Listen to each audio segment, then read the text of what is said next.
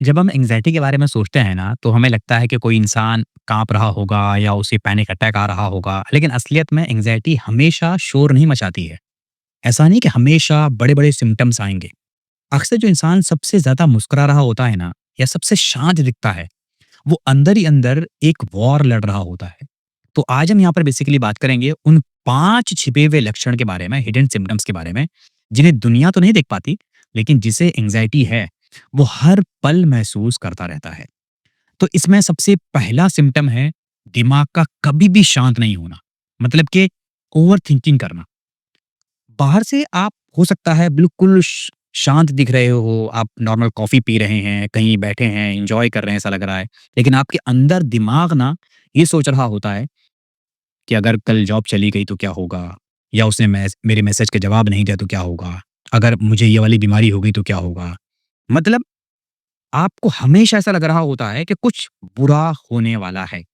इसे कहते हैं कैटास्ट्रोफाइज़िंग, जहाँ पर दिमाग हर छोटी बात का ना सबसे बुरा नतीजा सोचने लगता है। दुनिया को आप शांत ज़रूर दिखते हो, पर अंदर आपके ना एक अलग ही तरीके का ओवरथिंकिंग चल रहा होता है, आप परेशान होते हो।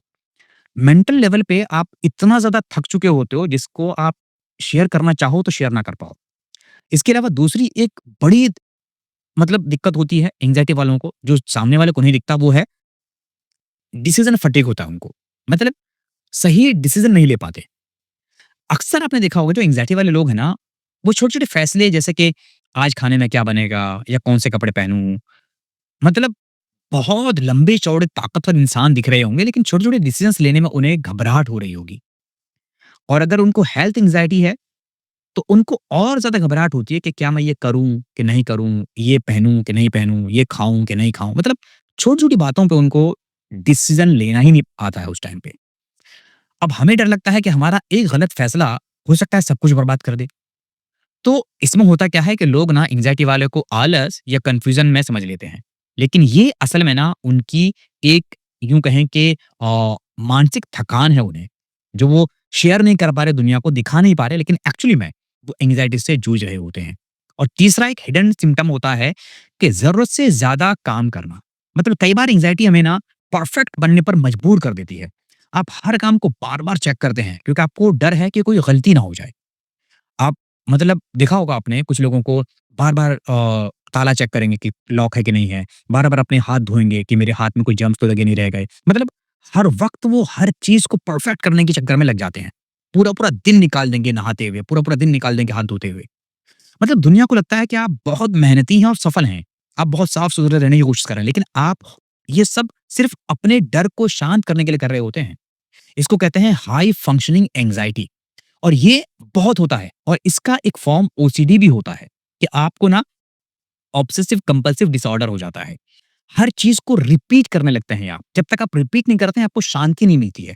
सामने वाले को देखने में लग रहा होता है कि यार शायद कुछ नहीं है नॉर्मल, को मतलब कुछ अलग नहीं है। लेकिन आपको पता होता है कि आपके माइंड में क्या चल रहा है और उस माइंड के उन ट्रिगर्स को शांत करने के लिए आप वो सब चीज़ें कर रहे होते हो। और चौथा लक्षण होता है शरीर का दर्द जिसका कोई कारण ही नहीं होता है। मतलब आपके शरीर में कभी कंधे में दर्द महसूस हो रहा है, कभी पेट में दर्द महसूस हो रहा है, कभी पेट में गैस बन रहा है, कभी भारीपन लग रहा है। आप डिफाइन ही नहीं कर पा रहे हो कि एग्ज़ैक्टली आपको हो क्या रहा है। मतलब हमारा दिमाग और शरीर आपस में जुड़े हुए हैं। तो जब दिमाग शांत नहीं होता है ना, तो शरीर फाइट में जाएगा या फ्लाइट मोड पे जाएगा। 2 मोड होते हैं, फाइट, फ्लाइट मोड। हालाँकि एक और मोड होता है फ्रीज़ मोड कहते हैं जिसको, लेकिन अभी हम फाइट, फ्लाइट मोड को समझते हैं। फाइट या फिर फ्लाइट मोड में जाएगा। अब इसमें होता है क्या कि जो हमारी मसल्स हैं ना, उनमें दर्द और थकान हो जाती है। लोग इसको समझते हैं कि शायद कोई शरीर से जुड़ी हुई समस्या है, पर असल में ये एंग्ज़ायटी होती है। मुझे याद है कि मुझे पूरे बदन में इतना पेन रहता था ना, कि मैं अगर पूरे बदन को डेली दबवा लेता था कि यार मेरी पीठ दबा दो, शायद दर्द हो रहा है। लेकिन फिर थोड़ी देर के बाद ऐसा लगता था कि यार थोड़ा और दबा दे। मतलब आधा-आधा घंटा, 1-1 घंटा अगर भी मैं पीठ दबा लूँ ना, तो भी लगता था कि पेन नहीं गया। और वो अंदर से मतलब आपको पेन होता है और वो पेन आप बता भी नहीं पाते किसी को। क्योंकि आप क्या ही बताओगे? आपको खुद भी समझ में नहीं आ रहा था कि पेन हो क्यों रहा है? आपको कभी लगेगा कि इस वजह से हो रहा है, कभी लगेगा उस वजह से हो रहा है। अब कन्फर्म आपको ही नहीं मालूम, तो हो आप बताओगे क्या किसी को? तो वो एक अजीब-सी चीज़ होती है। तो ये एक लक्षण होता है जो बहुत ज़्यादा आपको परेशान कर सकता है। इसके अलावा एक 5वां पॉइंट है कि अचानक होगा क्या कि आपको मन करेगा कि सबसे दूर हो जाऊँ।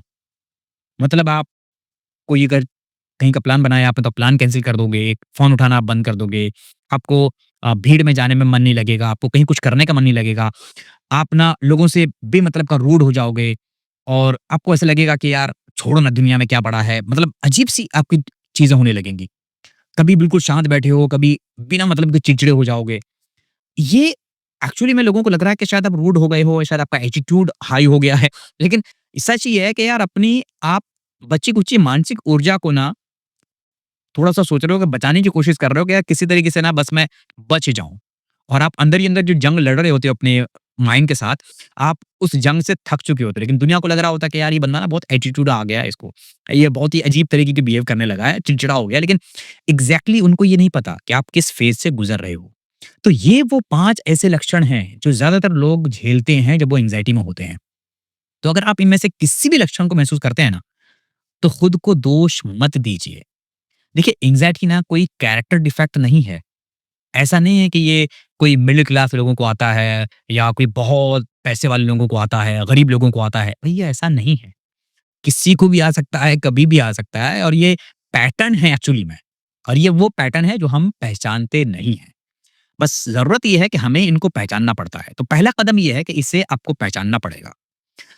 अगर आपकी रोज़मर्रा ज़िंदगी इन सब चीज़ों से बहुत ज़्यादा इफ़ेक्ट होने लगी है, आपकी ज़िंदगी प्रभावित होने लगी है, तो आपको किसी प्रोफ़ेशनल थेरेपिस्ट की मदद लेनी चाहिए, आपको उससे शर्म नहीं करना चाहिए।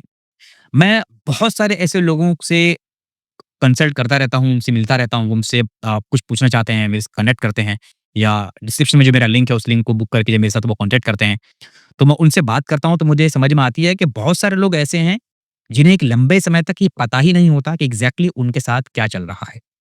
उनको एंग्ज़ायटी है, फिज़िकल कोई बीमारी है, क्या है, उनको पता नहीं होता और इसी डायलेमा में, इसी कन्फ्यूज़न में सालों निकाल देते हैं और फिर उसके बाद उनको पता चलता है, काफ़ी लंबे समय के बाद उनको पता चलता है कि उनको एंग्ज़ायटी थी।